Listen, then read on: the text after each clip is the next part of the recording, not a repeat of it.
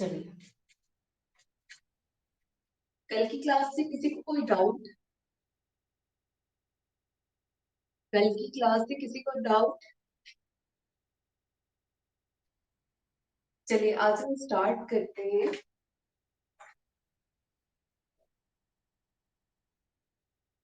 Fundamental right. आज हमारा ये न्यू टॉपिक है, मौलिक अधिकार।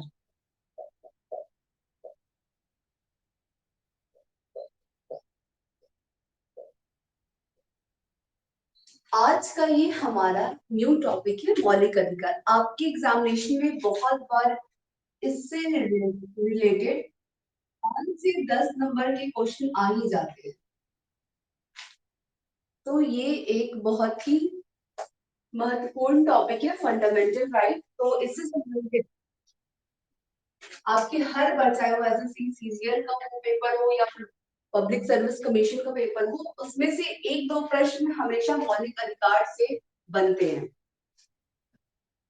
फंडामेंटल राइट, क्या समझते हैं फंडामेंटल राइट से?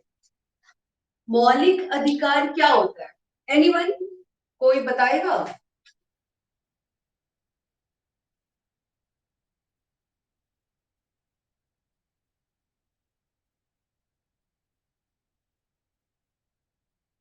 अच्छा, तो ये जो मौलिक अधिकार है, क्या आपने कभी देखा है मौलिक अधिकार को? क्या आपने कभी देखा है मौलिक अधिकार को?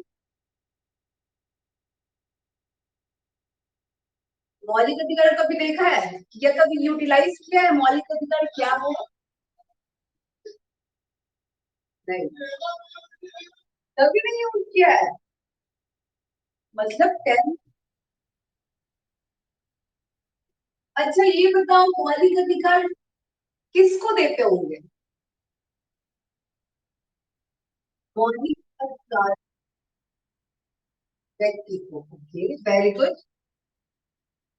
ये जो मौलिक अधिकार है, ये किसी पर्सन को दिया जाता है। अब ये जब हम किसी पर्सन को मौलिक अधिकार दे रहे हैं, तो ये क्या है मौलिक अधिकार? यानी मौलिक अधिकार का मतलब हुआ कि ऐसे अधिकार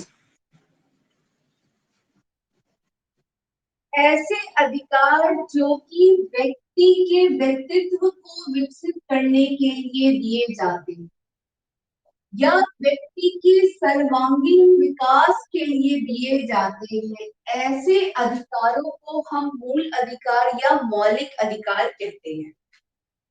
क्लियर? जिसके बिना ये व्यक्ति का विकास संभव नहीं है। ये इतने मूल हैं, अगर आपको जेल में भेज दिया जाए, और जेल में क्या होता है, बिना फंडामेंटल राइट के आप निवास करते, उसमें किसी प्रकार का मौलिक अधिकार नहीं, बोलने की स्वतंत्रता नहीं, जीवन जीने, सही से जीवन जीने की स्वतंत्रता, शुद्ध हवा में कहीं किसी भी प्रकार की घूमने फिरने की स्वतंत्रता नहीं होती है। अगर किसी व्यक्ति से हम फंडामेंटल राइट छीन लेते हैं, तो उसका जीवन कैसा हो जाएगा? नरक के समान हो जाएगा। यानी फंडामेंटल राइट ऐसे अधिकार हैं जो व्यक्ति के सर्वांगीण विकास के लिए बहुत ही आवश्यक है। इसके बिना व्यक्ति सरवाइव ही नहीं कर सकता। ये इतना जरूरी है। ये बातें क्लियर हो गई? तो अब आप ये बताइए, मैंने आपको बताया था सोर्स ऑफ इंडियन कॉन्स्टिट्यूशन में ये जो मौलिक अधिकार किस देश की कॉन्स्टिट्यूशन से हमने अडॉप्ट किया है?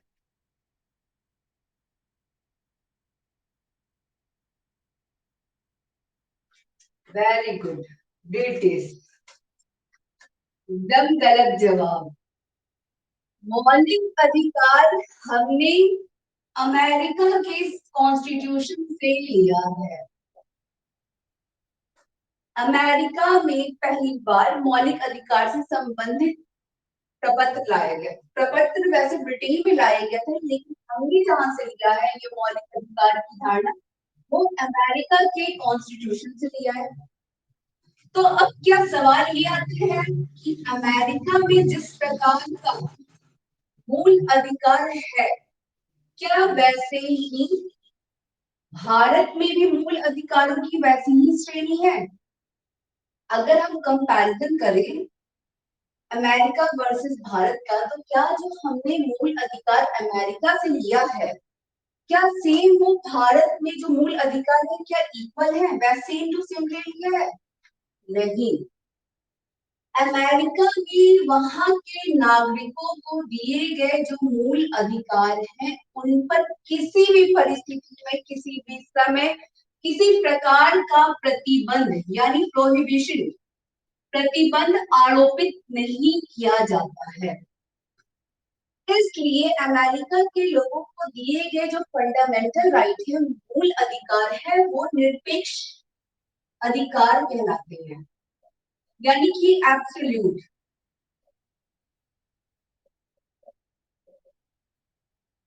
एब्सोल्यूट राइट, यानी अमेरिका में जो वहां के नागरिकों को दिए गए अधिकार है, मूल अधिकार, उस पर किसी भी परिस्थिति में, किसी भी समय उस पर प्रतिबंध नहीं लगाया जा सकता, यानी उसको समाप्त ही नहीं किया जा सकता या सरकार ले ही नहीं सकती है। इसलिए वहां के मूल अधिकार को हम एब्सोल्यूट राइट कहते हैं। जबकि भारत के में जो मूल अधिकार है, युक्ति युक्त उस पर प्रतिबंध आरोपित किया जाता है, तो हम इसे कहते हैं रिलेटिव राइट, यानी कि सापेक्ष अधिकार।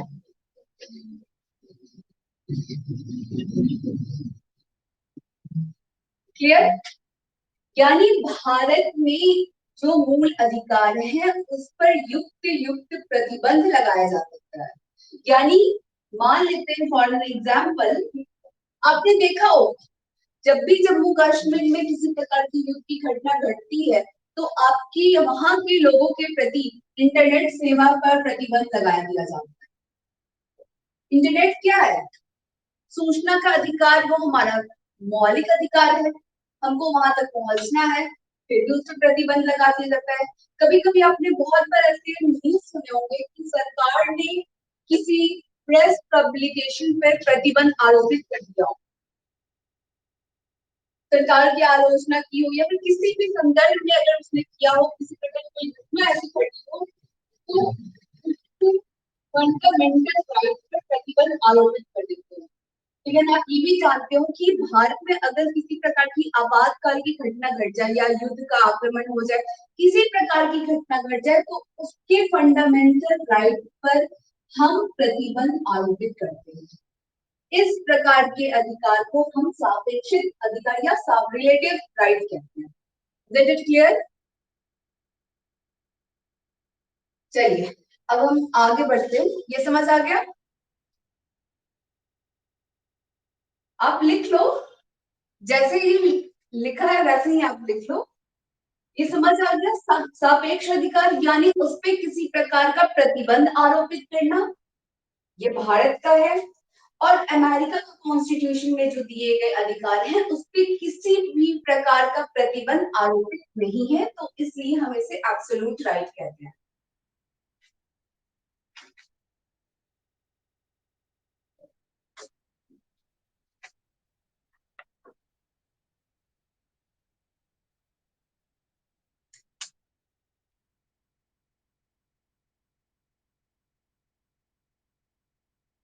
दोनों एक ही है डियर,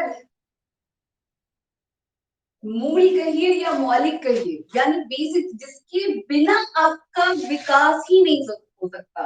अगर मुझे ये फंडामेंटल राइट नहीं मिले होते, तो क्या मैं आपको टीच कर पाती, या आपको एजुकेशन का राइट नहीं मिलता तो क्या आप पढ़ पाते?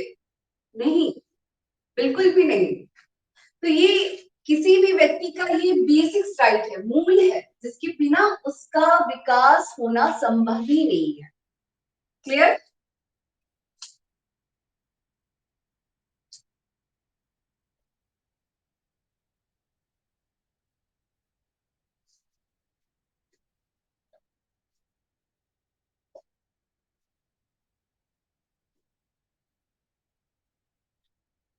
हो गया हम सभी का? ये बातें समझ आ गई?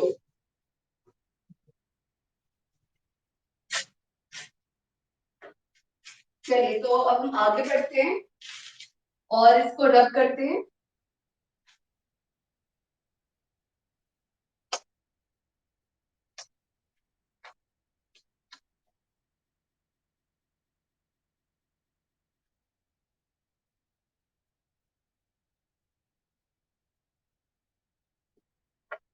अच्छा, ये कोई व्यक्ति है और ये अपने हाथ में राइट लेकर के बहुत खुशी से घूम रहा है कि भाई हमें अधिकारों का एक प्रपत्र मिल गया, अधिकार मिल गया।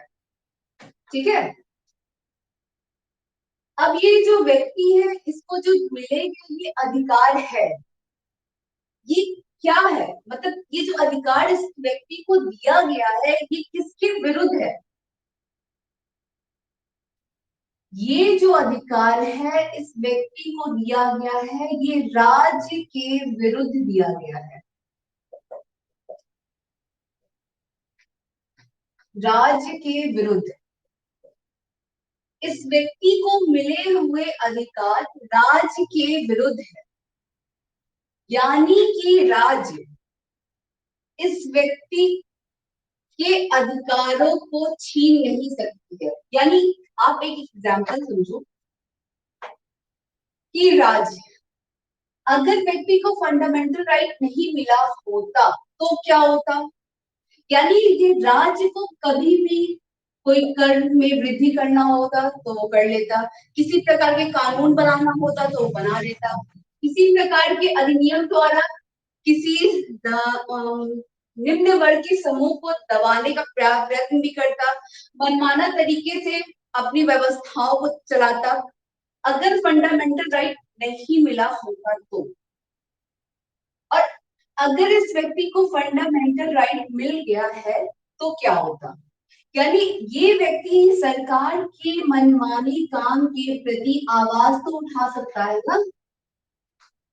सरकार कभी कभी बहुत ऐसे कानून बना दी जाती सरकार के द्वारा जो लोगों के फेवर में भी नहीं होती है या उसके मूल अधिकार का उल्लंघन करती है। तो ये जो व्यक्ति को अधिकार मिले हैं ये राज्य के विरुद्ध मिले हैं। और ये आपकी पब्लिक सर्विस कमीशन पीटी में आए हुए क्वेश्चन है कल तक पर।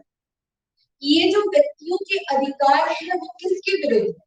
राज्य के विरुद्ध। यानी अगर राज्य इस व्यक्ति के राइट को छीनती है या इस पे किसी प्रकार का दबाव डालती है या उसका उल्लंघन करती है तो इसके विरुद्ध भी आपको सुरक्षा मिली हुई है। ये हम आगे जानेंगे कैसे। ये बातें समझ आ गई? क्लियर कि ये राज के विरुद्ध कैसे है अधिकार। साथ ही साथ ये जो अधिकारों का ये प्रपत्र लेकर के घूम रहा है या जो व्यक्ति है, फंडामेंटल राइट को भारत का मैग्ना कार्टा भी कहा जाता है।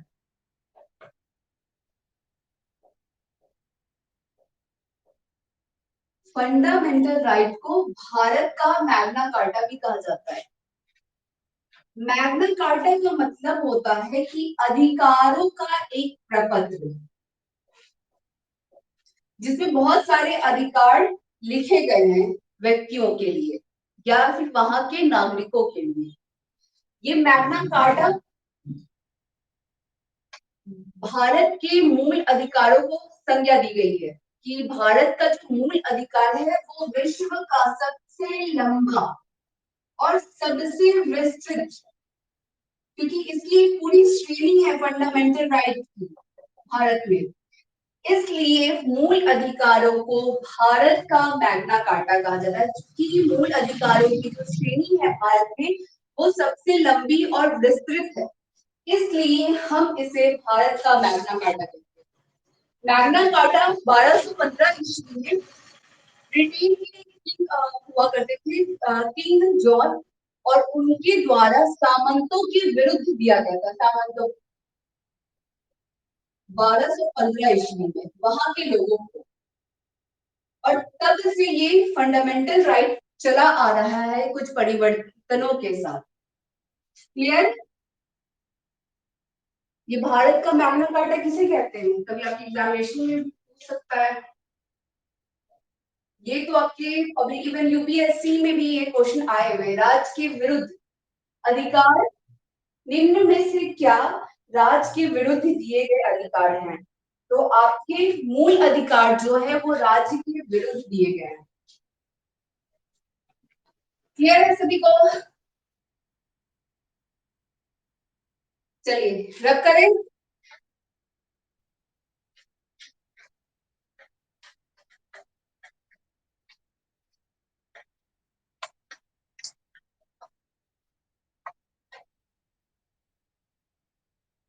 अब तक तो आपने जान लिया इसके क्या बेसिक है, ठीक है। अब हम ये जानने का प्रयास करेंगे कि क्या कोई कॉन्स्टिट्यूशन में संवैधानिक कोई प्रावधान इस तरह के किए गए हैं, क्या कॉन्स्टिट्यूशन आपके अधिकारों को से अब आपके अधिकारों से संबंधित किसी प्रकार का प्रोविजन करता है। तो जी हाँ, आपका कॉन्स्टिट्यूशन संविधान के भाग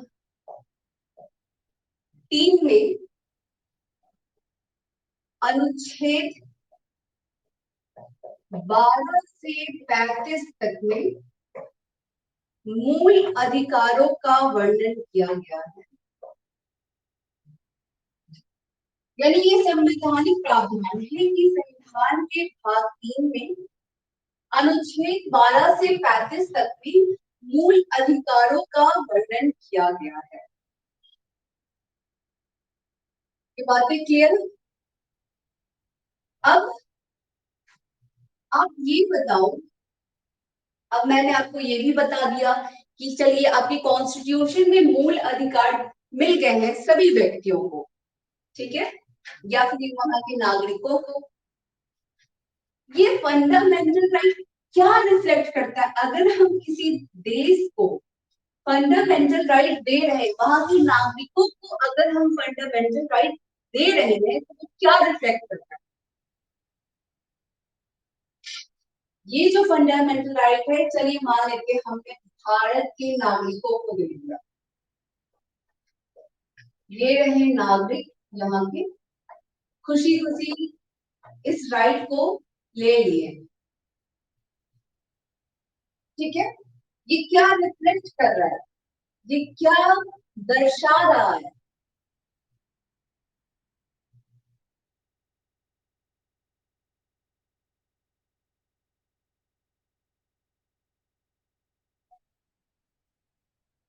वो तो अधिकारों की टियर श्रेणी है ना, वो तो अधिकारों की श्रेणी है।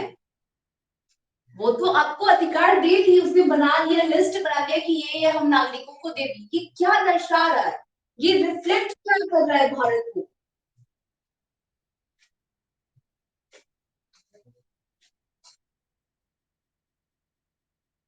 कोई, एनीवन, कोई भी नहीं? ये क्या दर्शा रहा है भारत को? बाप रे, आप लोग न्यूज नहीं देख रहे हैं। मतलब ये कहूँ कि आप लोगों ने विजुअलाइज ही नहीं किया भारत को। इतने दिन से रह रहे हैं, इतने दिन से फंडामेंटल राइट को यूटिलाइज कर रहे हैं, फिर भी नहीं बता पा रहे हैं। ओके, फंडामेंटल राइट अगर हम किसी देश के नागरिकों या फिर वहां के व्यक्तियों को दे रहे हैं तो ये रिफ्लेक्ट कर रहा है पॉलिटिकल डेमोक्रेसी का अपीयरेंस।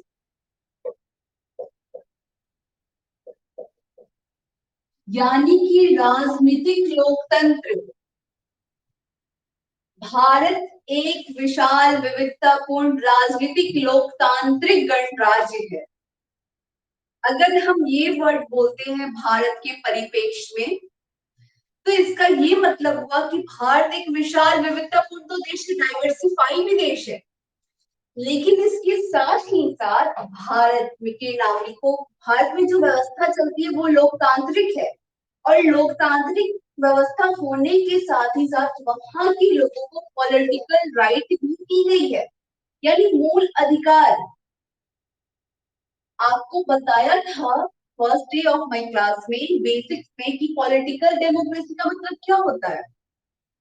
एक व्यक्ति एक वोट, हर किसी को वोट देने का अधिकार है, चाहे वो कहीं किसी कोई मुकेश अंबानी हो या टाटा बिरला ग्रुप का कोई इंडस्ट्रीज का कोई चेयरपर्सन हो, क्या उसे दो वोट देने का अधिकार है? नहीं। हर एक व्यक्ति को वन पर्सन वन वोट देने का अधिकार है। ये रिफ्लेक्ट कर रहा है भारत में कि फंडामेंटल राइट एक राजनीतिक लोकतांत्रिक व्यवस्था सुनिश्चित कर रहा है भारत में। Isn't it clear? यानी पॉलिटिकल डेमोक्रेसी भारत में विद्यमान है, ये बताता है।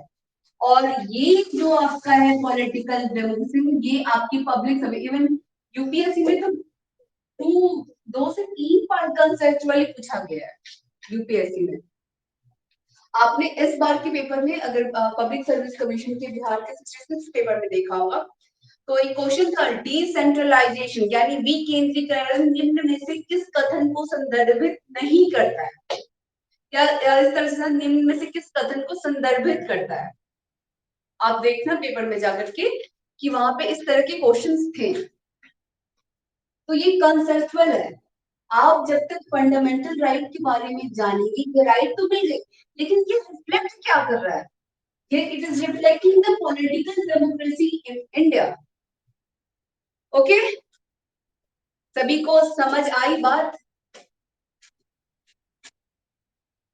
अब सोचना भी, अगर कोई आपको राइट मिल रहा है तो वो क्या रिफ्लेक्ट करे? कभी कोई आप न्यूज देखते हो कि India is a secular state, भाई ये तो बहुत ही बड़ा वर्ड हो गया, इंडिया एक सेकुलर स्टेट है, धर्मनिरपेक्ष राष्ट्र है।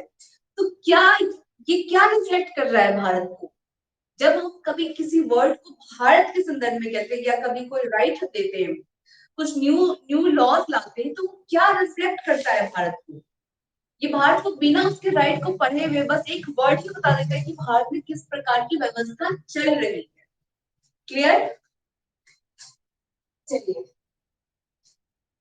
आपने ये तो समझ लिया कि पॉलिटिकल डेमोक्रेसी फंडामेंटल राइट है, ये रिफ्लेक्ट कर रहा है। भारत का संविधान भारत के लोगों को 6 प्रकार का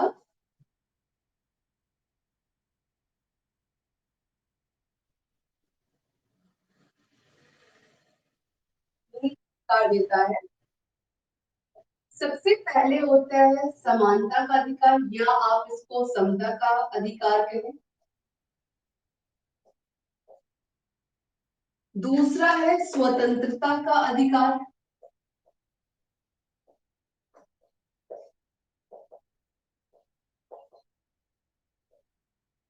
समानता का अधिकार, स्वतंत्रता का अधिकार, शोषण के विरुद्ध अधिकार,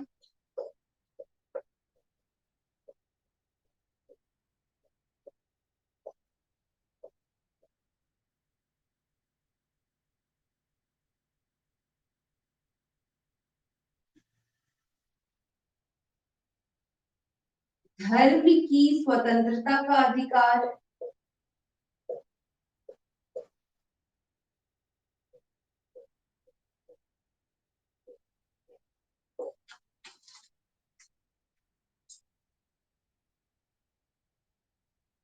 संस्कृति व शिक्षा की अधिकार,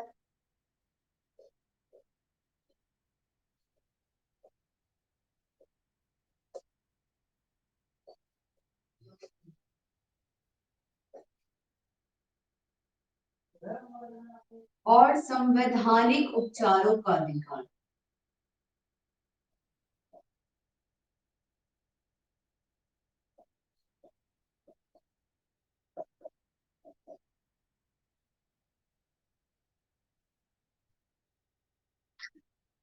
ये भारत, ये जो मूल अधिकार है 6, समानता का अधिकार, स्वतंत्रता का अधिकार, शोषण के विरुद्ध अधिकार, धर्म की स्वतंत्रता का अधिकार, संस्कृति व शिक्षा का अधिकार, संवैधानिक उपचारों का अधिकार।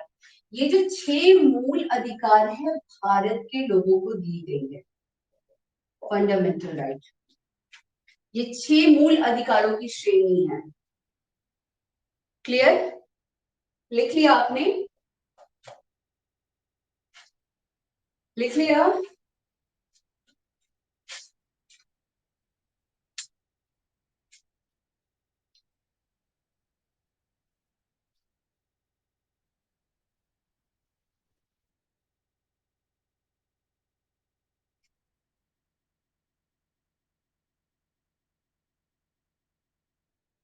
चलिए, ये 6 अधिकार जैसे जैसे आर्टिकल आएंगे, पहले समानता, फिर स्वतंत्रता, फिर शोषण के विरुद्ध धर्म की स्वतंत्रता का अधिकार, संस्कृति व शिक्षा का अधिकार और संवैधानिक उपचारों का अधिकार हम पढ़ेंगे। ये 6 मूलभूत अधिकार आपको दिए गए, इनकी लिस्ट है। अब हम चलते हैं आगे।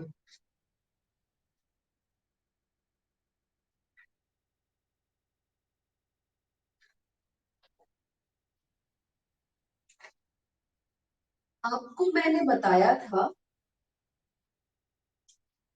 कि किसी भी देश व राज्य में 2 प्रकार के लोग सरवाइव करते हैं। किसी भी देश या राज्य में 2 प्रकार के लोग होते हैं। एक, जिनको हम कहते हैं नागरिक, और दूसरे होते हैं विदेशी। यानी एक जो होते हैं उस देश के सिटीजन होते हैं और दूसरे विदेशी होते हैं।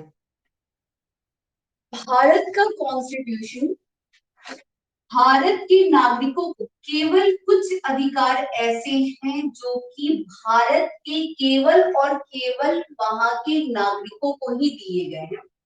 जैसे कि अनुच्छेद 15, अनुच्छेद 16, अनुच्छेद 19, अनुच्छेद 29 और अनुच्छेद 30। ये 5 ऐसे अधिकार हैं, फंडामेंटल राइट हैं, जो कि वहां के केवल और केवल, यहाँ ये वर्ड आपको ध्यान रखना है, केवल सिटीजन ऑफ इंडिया को दिए गए हैं। कुछ ऐसे अधिकार हैं जो विदेशियों को भी, फॉरेन, अगर कोई व्यक्ति फॉरेनर है भारत में तो उससे भी कुछ अधिकार मिले हैं, लेकिन ये अधिकार विदेशियों के साथ साथ भारत के नागरिकों को भी मिले हैं। क्लियर? ये 5 अधिकार केवल नागरिक को है, लेकिन ये जितने भी अधिकार मैं आपको लिखा रही हूँ, ये भारतीयों, सॉरी, भारत के नागरिकों के साथ साथ विदेशियों को भी दिए गए हैं, फॉरेनर को भी दिए गए हैं। ऐसे हैं आर्टिकल 14, आर्टिकल 20, 21, 23, 24, 25, 26, 27, 28। ठीक है? ये ऐसे अधिकार हैं जो कि हम विदेशियों के साथ साथ भारत के नागरिकों के साथ साथ विदेशियों को भी दिए गए। ये बहुत कभी कभी एग्जामिनेशन पूछ देता है, निम्न में से कौन से अधिकार हैं जो कि केवल नागरिकों को दिए गए हैं, निम्न में से कौन से अधिकार है जो केवल विदेशियों को दिए गए हैं। विदेशियों को दिए गए हैं और साथ में ये भारत के नागरिकों का भी है, लेकिन ये जो अधिकार है वो केवल एक भारत के नागरिक होने के संदर्भ में, ये अधिकार विदेशियों को नहीं दिए गए। क्लियर? लिख लिया आपने?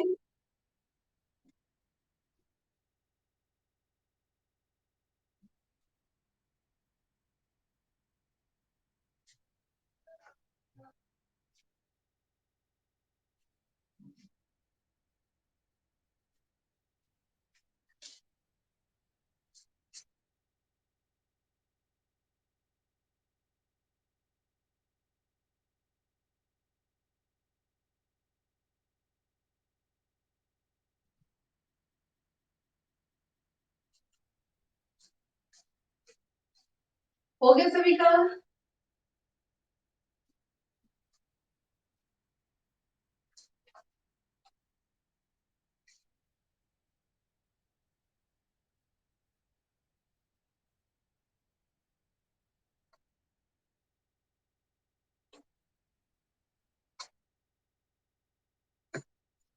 चलिए, इतना तक तो आपने बेसिक्स थोड़ी बहुत जान लिया और कॉन्स्टिट्यूशन में क्या प्रोविजन दिए गए हैं वो भी आपने जान लिया। अब हम स्टार्ट करते हैं अब फंडामेंटल राइट का आर्टिकल 12। अनुच्छेद 12, व्यक्तियों को मिले गए ये जो फंडामेंटल राइट है ये राज्य के विरुद्ध है।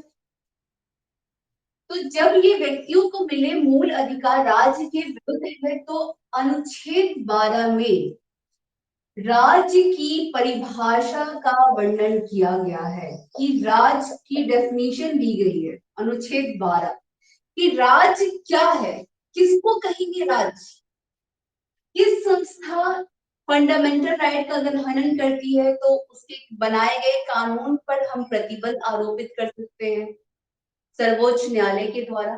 तो राज्य की परिभाषा का जो वर्णन किया गया है वो संविधान के अनुच्छेद 12 के तहत किया गया है। क्लियर? राज्य की परिभाषा में संसद, राज्य विधानमंडल,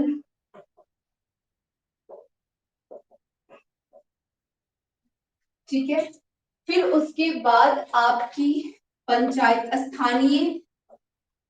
स्थानीय शासन, आपकी पंचायतें, म्यूनिसिपैलिटी हो गया या कोई अन्य संस्थान,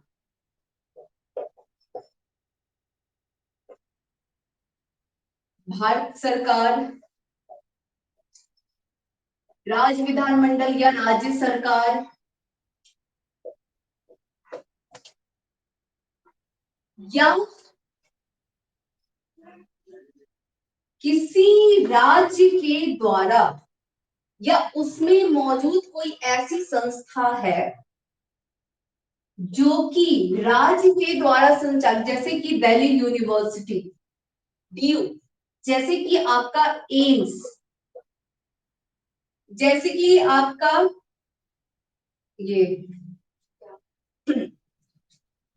national human right commission, NITI Aayog, इस तरह की जितनी भी संस्थाएं हैं जो राज्य के द्वारा आंशिक रूप से या पूर्णतः संचालित होती हैं या राज्य ने किसी ऐसी संस्था में वहां के पदाधिकारियों की या फिर वहां के चेयरपर्सन की नियुक्ति की हो, वैसी सभी की सभी संस्थाएं स्टेट की कैटेगरी में आएंगी। आप जानते हैं कि किसी भी कानून की व्याख्या करने का अधिकार भारत की न्यायपालिका को है। तो जुडिशियरी के अनुसार किसी भी संस्था को, सॉरी, भारत की न्यायपालिका को संविधान की व्याख्या करने का अधिकार है। अब एक एग्जाम्पल हम देखते हैं। 2015 में एक लोढ़ा कमेटी का गठन किया गया था, ठीक है। 2015 में लोढ़ा कमेटी का गठन किया गया था और जिसके तहत इस लोढ़ा कमेटी का रिकमेंडेशन था कि board of cricket control of India को आर्टिकल 12 के तहत एक स्टेट का दर्जा दिया जाए। क्यों? आप कहेंगे ये बीसीसीआई तो एक निजी संस्था है, और क्या ये निजी संस्था आर्टिकल 12 के तहत क्या ये एक स्टेट, अगर ये किसी प्रकार का कानून का निर्माण करती है तो क्या इसे हम स्टेट कहेंगे? जी हाँ, क्योंकि ये भारत को वैश्विक स्तर पर रिप्रेजेंट करती है। ये एक ही संस्था है जो क्रिकेट खेल से संबंधित व्यवस्थाओं को देखती है। इसलिए सुप्रीम कोर्ट के इस लोढ़ा कमेटी की रिपोर्ट के बाद ये कहा गया कि कोई भी ऐसे निजी संस्थान जो राज्य के द्वारा या राज्य ऑन द बिहाफ ऑफ राज्य, स्टेट, राज्य के बतौर वो काम करते हैं या स्टेट को रिप्रेजेंट करते हैं या भारत सरकार को रिप्रेजेंट करते हैं, वैसी सभी संस्थाएं अनुच्छेद 12 के तहत स्टेट की श्रेणी में आएंगी। ये बातें क्लियर हो गई? स्टेट में क्या है, अभी आप जानते हैं कि लॉकडाउन, चलिए एक और बेसिक से ले लो। अभी आप जानते हैं कि लॉकडाउन सेशन चल रहा है भारत में, सॉरी आपके बिहार में भी लॉकडाउन लग गया है, लॉकडाउन लग गया है।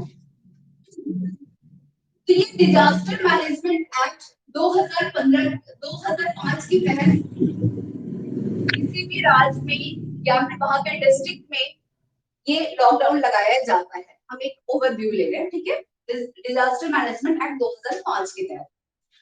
और इस लॉकडाउन से संबंधित अगर किसी स्टेट के डिस्ट्रिक्ट में कोई लॉ बनता है, कोई भी डिस्ट्रिक्ट ले लो, पटना आप ले लो, अगर वहां का डीएम उस डिस्ट्रिक्ट पटना के पूरे डिस्ट्रिक्ट के लिए अगर कोई लॉ बनाता है तो वो पटना के डीएम के द्वारा, जो पटना का जो पदाधिकारी है डीएम, वो भी स्टेट में कंसिडर होगा और उसकी जो बनाई गई जो विधि होगी आर्टिकल 13 के तहत विधि की श्रेणी में आएगी।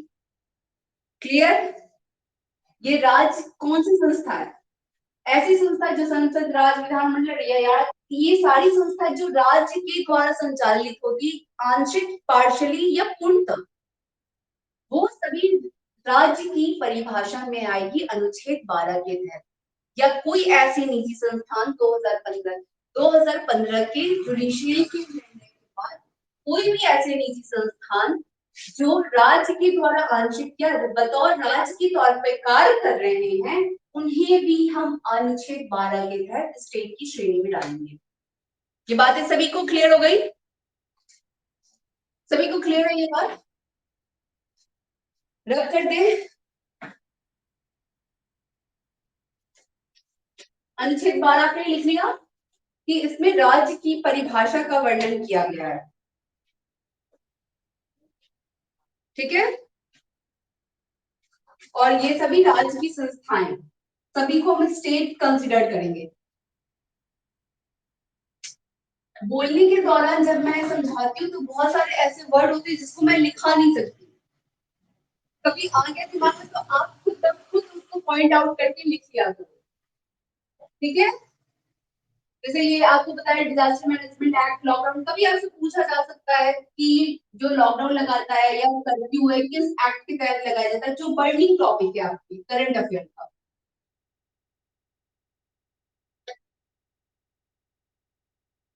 चलिए, अब आपने जान लिया कि फंडामेंटल राइट भाई राज्य के विरुद्ध है, और राज्य क्या है ये भी समझ लिया कि किसको हम कहेंगे स्टेट। अब स्टेट का मतलब ये नहीं कि बिहार का, आपका यूपी, दिल्ली, ये सारे स्टेट तो है, वो राज्य है, पर ये भी राज्य जो गवर्नमेंट के द्वारा कार्य किया जाता है, जो गवर्नमेंट संस्था इंस्टीट्यूशन है, उसको भी हम स्टेट में कंसिडर करते हैं। क्लियर? दूसरा है आपका मूल अधिकार एवं विधि। अनुच्छेद 13 में लॉ के बारे में डेफिनेशन दिया गया है, लॉ को परिभाषित किया गया है। अनुच्छेद 13 ये विधि को परिभाषित करता है कि विधि क्या है। आपने देख लिया इस व्यक्ति को मिले हुए राइट, फंडामेंटल राइट। अब ये फंडामेंटल राइट आपने देखा कि कोई संस्था यानी स्टेट, चाहे वो पार्लियामेंट हो या स्टेट लेजिस्लेचर हो, कोई डीएम के द्वारा बनाया गया, वो सभी के सभी स्टेट में कंसिडर्ड होते हैं। अब इस व्यक्ति को राइट भी दे दिया और ये राइट राज्य के विरुद्ध भी है। तो अगर कोई ऐसी विधि है, कोई ऐसी विधि जो राज्य ने बनाई हो, क्लियर, कोई ऐसी विधि जिसका निर्माण राज्य ने किया हो और ये जो विधि है ये फंडामेंटल राइट के विरुद्ध है, यानी सरकार के द्वारा या स्टेट के द्वारा कोई बनाई गई ऐसी विधि जो कि व्यक्ति के मूल अधिकार का उल्लंघन करती है, व्यक्ति के मूल अधिकार का वो उल्लंघन करती है, तो इस इसके बनाई गई विधि को, यानी स्टेट के द्वारा बनाई गई विधि को आपकी जुडिशियरी अनकॉन्स्टिट्यूशनल डिक्लेयर कर सकती है। अनकॉन्स्टिट्यूशनल यानी असंवैधानिक डिक्लेयर कर सकती है। इसको आप ऐसे लिख लो। ये बातें समझ आई? समझ आई या नहीं? यानी अनुच्छेद 13 ये कहता है, इसमें विधि लॉ क्या है, किसको हम कंसिडर करें कि ये कानून है, किसी संस्था के द्वारा बनाया गया है। तो इसमें ये कह रहा है कि किसी व्यक्ति के मूल अधिकार से संबंधित अगर कोई राज्य विधि बनाता है और वह विधि उस व्यक्ति के फंडामेंटल राइट का उल्लंघन करती है, यानी उसको छीनती है या उसको थोड़ा कम करती है, तो ऐसी विधि जो राज्य ने बनाई है उस पर प्रतिबंध लगाया जा सकता है या उसको अनकॉन्स्टिट्यूशनल डिक्लेयर कर दिया जाता है, क्योंकि फंडामेंटल राइट हर एक व्यक्ति का मौलिक अधिकार है। ये चेक एंड बैलेंस भी कर रही है। जुडिशरी का काम क्या हो रहा है? चेक एंड बैलेंस स्टेट पे, स्टेट के द्वारा बनाए गए लॉज पे। Isn't it clear? समझ आया सभी को? आर्टिकल 13 में लॉज क्या है और विधि क्या है? अगर कोई ऐसी राज्य की संस्था है जो फंडामेंटल राइट को छीनती है या कम करती है, तो उस पे चेक एंड बैलेंस करने का अधिकार आपकी जुडिशरी का है। यानी ये रिफ्लेक्ट क्या कर रहा है कि इस व्यक्ति के फंडामेंटल राइट का गारंटी या आपको कहे संरक्षक कौन हो गया? आपकी जुडिशरी। यानी अगर कोई व्यक्ति फंडामेंटल राइट का उल्लंघन हुआ है, किसी व्यक्ति के फंडामेंटल राइट का, तो उस पे उसका उसके अधिकारों का संरक्षक और गारंटर भारत की न्यायपालिका है, भारत की जुडिशरी है। ये आपके यूपीएससी में भी ये क्वेश्चन आ चुके हैं, पीटी में इवन आपके 2017 आई थिंक, और पब्लिक सर्विस कमीशन में भी आने के चांसेस होते हैं। ठीक है, ये जुडिशरी चेक एंड बैलेंस रखती है किस पे? तो आप स्टेट पे, स्टेट के बनाए गए कानून पे। क्लियर? तो हम, अगर आपसे कभी क्वेश्चन पूछा जाए कि मूल अधिकारों का संरक्षक व गारंटी करता कौन है, तो क्या होगा? भारत की न्यायपालिका। क्लियर है? किसी को कोई डाउट? किसी को कोई डाउट? एनीवन? किसी को कोई डाउट नहीं है? चलिए देख लिया अनुच्छेद 13।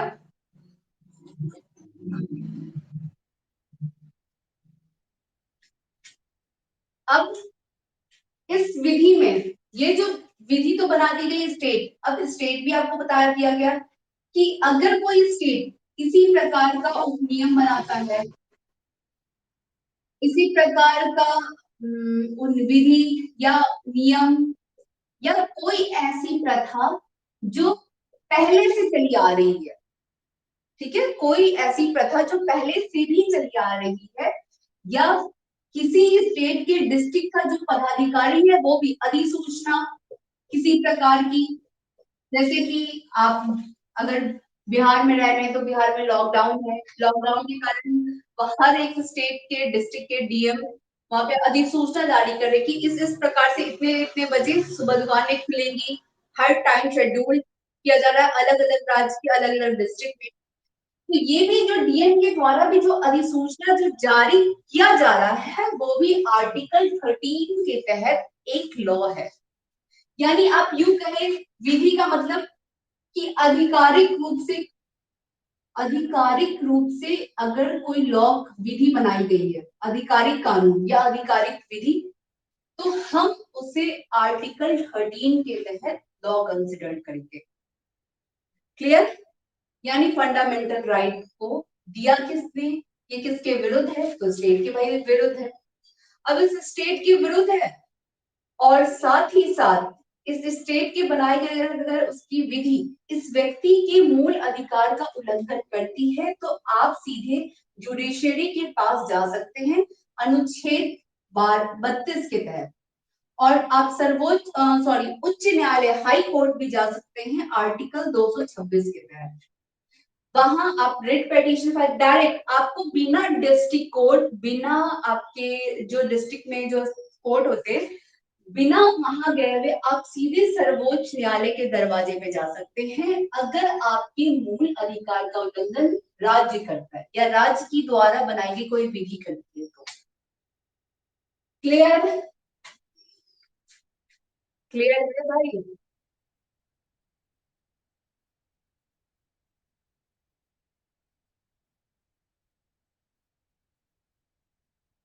सभी को अपना ये वॉल्यूम म्यूट करें, वॉल्यूम। ओके, चलिए आगे अब हम बढ़ते। समझ आ रहा है ना भाई? इसके पहले मतलब फंडामेंटल, इसके पहले फंडामेंटल राइट देख लिया था, यूटिलाइज भी कर लिया था, लेकिन एहसास ही नहीं है कि हम फंडामेंटल राइट यूटिलाइज भी कर रहे हैं, है ना? चलिए अब हम इसी की श्रेणी में आगे चलते हैं। और जैसे कि मैंने आपको बताया कि अगर किसी व्यक्ति का फंडामेंटल राइट से संबंधित कोई स्टेट, चाहे वो पार्लियामेंट हो, राज्य विधानमंडल हो, या कोई भी अधिसूचना जारी किया हो, किसी प्रकार का कानून ही क्यों ना बनाया गया हो किसी स्टेट के द्वारा, अब ये मान लेते हैं कानून बनाया गया और एक कानून मान लेते हैं ये एजुकेशन से संबंधित है, और एजुकेशन संबंधित है तो यहाँ पे पहला भाग है, यहाँ दूसरा भाग है, यहाँ तीसरा भाग है। तीसरा भाग का पहला सब क्लॉज 2, सब क्लॉज 3, ठीक है। आपने ये देख लिया एजुकेशन से रिलेटेड कोई राज्य या कोई ऐसी आधिकारिक संस्था ने कोई विधि बनाई हो, ये लॉ लॉ का फॉर्मेशन हुआ, जैसे कि अभी आपने देखा शिक्षा से संबंधित अभी बिल पार्लियामेंट के द्वारा पास किया, न्यू एजुकेशन पॉलिसी से संबंधित एक बिल पास किया गया था, मान लेते हैं ये वही बिल है, मान लेते हैं, ओके। और उसमें बहुत सारे क्लॉज दिए गए हैं। पहला क्लॉज की बच्चों को इस तरह से 4+5 इस तरह से व्यवस्था, अलग अलग व्यवस्था की गई है। मान लेते हैं ये एक व्यक्ति है और सरकार के द्वारा बनाई गई विधि के सब क्लॉज, इस क्लॉज मान लेते हैं ये किसी प्रकार से मूल अधिकार का उल्लंघन करता है, व्यक्ति के मूल अधिकार का ये क्लॉज 3, सब क्लॉज 1 ये व्यक्ति के मूल अधिकार का उल्लंघन करता है, तो केवल विधि के इस भाग को ही जुडिशरी यानी भारत की न्यायपालिका के द्वारा हटा लिया जाएगा या अनकॉन्स्टिट्यूशनल किया जाएगा। कहने का मतलब कि राज्य के द्वारा बनाई गई विधि के क्लॉज के केवल उसी भाग को हटाया जाएगा जो व्यक्ति के मूल अधिकार का उल्लंघन करती है, पूरे के पूरे विधि को हटाया नहीं जाएगा। इसको हम कहते हैं प्रिंसिपल ऑफ सिवियरिटी, या आप इसको क्या हो, पृथक्करण का सिद्धांत।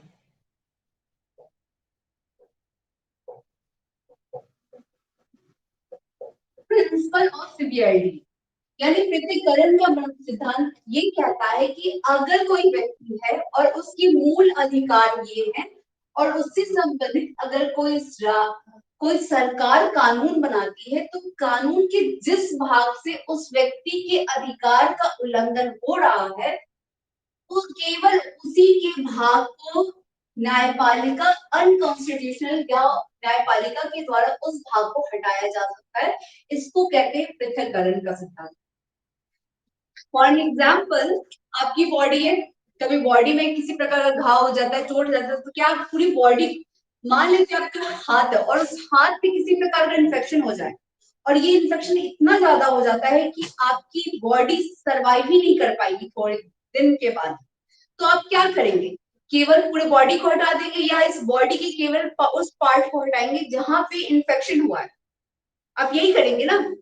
तो इसको हम कहते हैं प्रिंसिपल ऑफ सिवियरिटी, यानी पृथक्करण का सिद्धांत। केवल उस भाग को हटाना जहां पे इन्फेक्टेड है। ये जुडिशरी का कंसेप्ट है आर्टिकल 13 के तहत। क्लियर? ये बातें क्लियर हो गई? चलिए तो हम आगे बढ़ते हैं। इसमें हमने ये देख लिया कि कॉन्स्टिट्यूशनल डिक्लेयर, ये आपने लिख लिया कि ये न्यायपालिका के द्वारा कहा गया कि संविधान के केवल उसी भाग को हटाया जाएगा, पूरे के पूरे कॉन्स्टिट्यूशन को नहीं।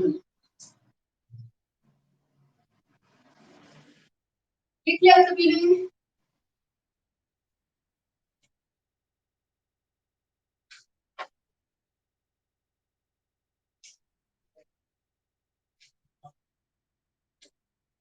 चलिए अब आगे चलते हैं और इसमें एक कंसेप्ट और है, फिर हम आर्टिकल्स पे आएंगे, आर्टिकल 14 पे जो कि समानता का अधिकार देता है। एक कंसेप्ट और आप समझ लीजिए, कभी आपसे एग्जामिनेशन में पूछा जा सकता है या फिर बहुत बार आप देखते हैं, तो आपको विजुअलाइज में होना चाहिए कि क्या है। एक प्रिंसिपल है, आप जानते हैं कि आपको कॉन्स्टिट्यूशन 1950 में लागू हुआ और आपका कॉन्स्टिट्यूशन बना कब? 1949 में। 26 नवंबर 1939 को आपका कॉन्स्टिट्यूशन बन जाता है और आपका कॉन्स्टिट्यूशन लागू होता है 1950 में। कुछ ऐसे प्रावधान हैं, अगर कोई संविधान का ऐसा कानून या संविधान का कोई ऐसा विधि है जो कि संविधान के बनने के पहले बना है, कोई ऐसी विधि जो संविधान के निर्माण यानी कॉन्स्टिट्यूशन के निर्माण होने से पहले बना है, और 1949 के बाद आपको फंडामेंटल राइट दिया गया है, मूल अधिकार दिया गया है 1950 से, कॉन्स्टिट्यूशन के बनने के बाद।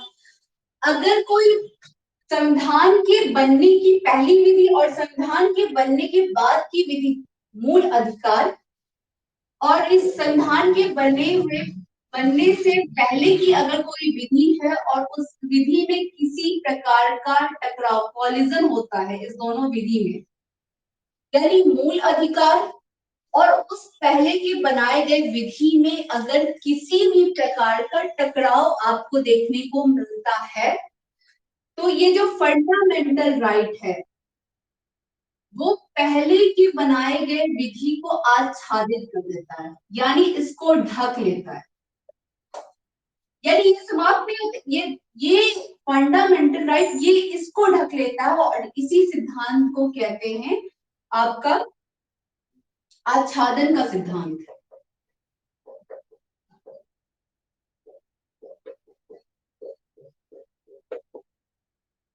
जिसको आप कहते हैं आच्छादन को कहते हैं इलिप्स, प्रिंसिपल ऑफ इलिप्स,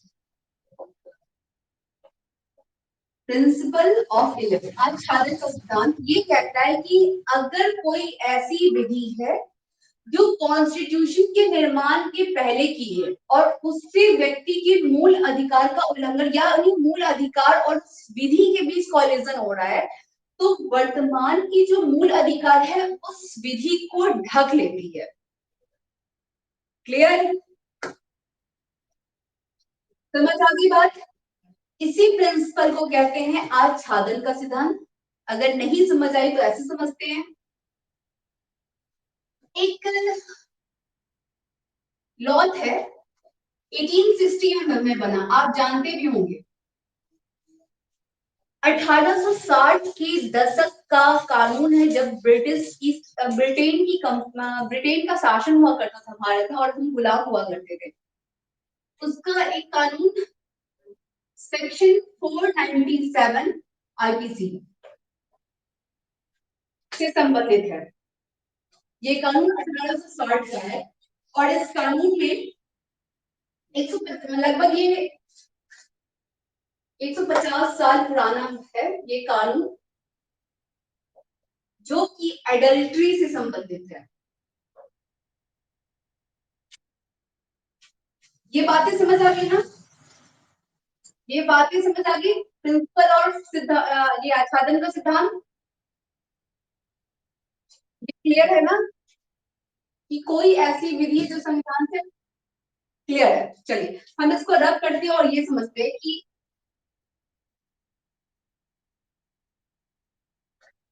एक कानून एग्जाम्पल है 1860 के दशक का 497 आईपीसी का एडल्ट्री से संबंधित है। और इस एडल्ट्री के कानून को 2018 में 2018 में सुप्रीम कोर्ट के द्वारा इसे अनकॉन्स्टिट्यूशनल डिक्लेयर कर दिया गया। अनकॉन्स्टिट्यूशनल डिक्लेयर कर दिया गया इस कानून को। ओके, ये अब है क्या, एक बार ये समझेंगे।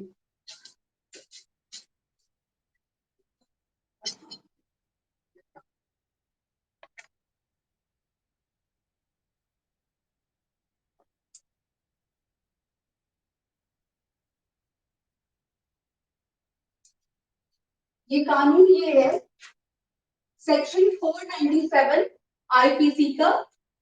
इसको अभी हाल ही में 2018 में अनकॉन्स्टिट्यूशन सुप्रीम कोर्ट के द्वारा किया गया 497। ये क्या कहता है, ये था क्या, और आपकी ये फंडामेंटल राइट, आप ये समझ लो ये वुमेन के फंडामेंटल राइट से संबंधित था, मूल अधिकार से संबंधित है, जिसको 2018 में सर्वोच्च न्यायालय ने असंवैधानिक डिक्लेयर कर दिया। ये था कि कोई एक व्यक्ति है, ठीक है, और बी कोई एक महिला है, और सी कोई एक पर्सन है,